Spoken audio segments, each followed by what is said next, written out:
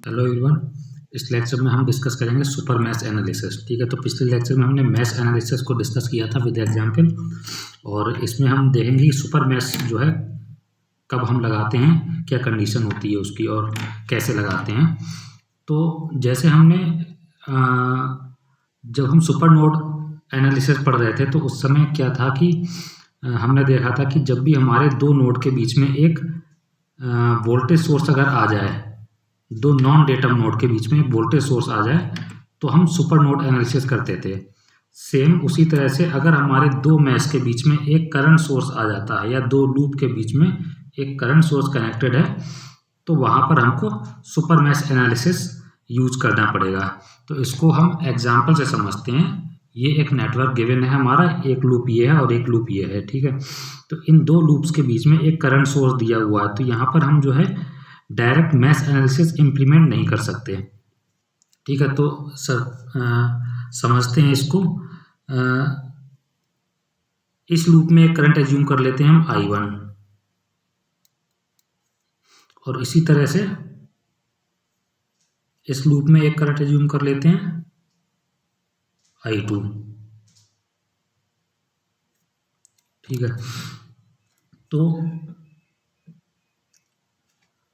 अब mesh analysis तो इन loops में हम नहीं लगा सकते क्योंकि यहाँ पर तुम्हारा वोल्टेज मिल जाएगा 4 × I। यहाँ पर वोल्टेज दिया हुआ है 4 वोल्ट, यहाँ पर वोल्टेज मिल जाएगा 2 × I, लेकिन यहाँ पर current source, direct current source दिया हुआ है तो हम यहाँ पर वोल्टेज ऐसे नहीं निकाल सकते। लेकिन अगर हम करंट इक्वेशंस देखें तो यहाँ से देखिए, यहाँ पर करंट फ्लो हो रहा है, I1 करंट आ रहा है यहाँ पर,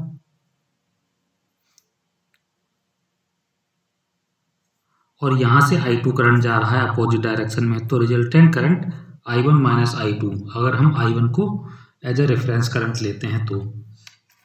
ठीक है, तो यहाँ से हम एक इक्वेशन तो निकाल सकते हैं कि I1 - I2 = 2 एम्पियर, जो कि गिवन है। ठीक है, इसके अलावा हम कोई दूसरी इक्वेशन नहीं बना सकते यहाँ पर। तो देखिए, यहाँ पर हमारी 1 इक्वेशन है और 2 अननोन्स हैं। तो यहाँ पर जो है हमारा I1 और I2 की वैल्यू हम ऐसे फाइंड आउट नहीं कर सकते। तो अब हम सुपर मैश एनालिसिस यूज करेंगे। सुपर मैश एनालिसिस में क्या करते हैं,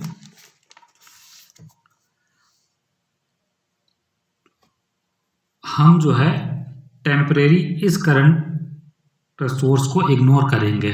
ठीक है, और जब इस करंट सोर्स को इग्नोर करेंगे और सपोज इस करंट सोर्स को इग्नोर करेंगे तो ये एक बड़ा लूप हमें दिखाई देगा। ठीक है, उसमें हमने करंट एज्यूम कर ली इस तरह से।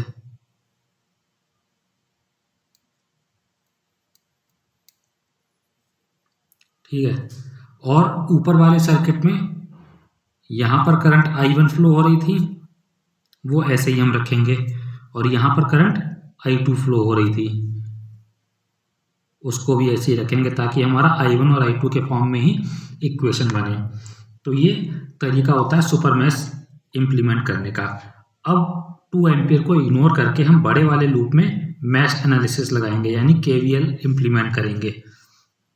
तो देखिए, अगर हम यहाँ से चलते हैं, ठीक है, तो -2 + 4 यानी पॉजिटिव लेंगे, करंट की डायरेक्शन में -2 × I1, फिर करंट की डायरेक्शन में -1 × I2, यहाँ था हमारा 1 वोल्ट। ठीक है, फिर प्लस से माइनस जो है हम जाएंगे तो माइनस लेंगे, -1 = 0, 4 - 2I1 - I2 -1 = 0,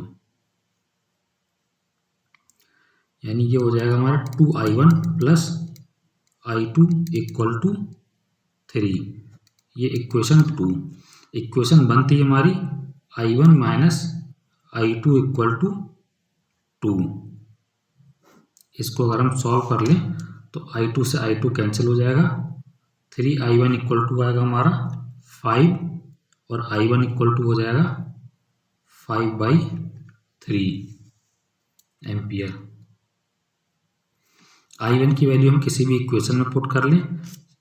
सपोज हम इक्वेशन 1 में पुट कर लें तो 5/3 minus i2 equal to 2, then i2 equal to 5/3 minus 2, 5 minus 6 which is equal to -1/3। तो ये हो गया हमारा i2।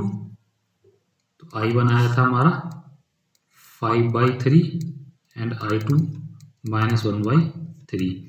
तो इस तरह से हम i1 और i2 की वैल्यू सुपर मैश इम्प्लीमेंट करके सॉल्व कर सकते हैं। तो इसी तरह से हम सुपर मैश एनालिसिस अप्लाई करते हैं। Thank you for watching.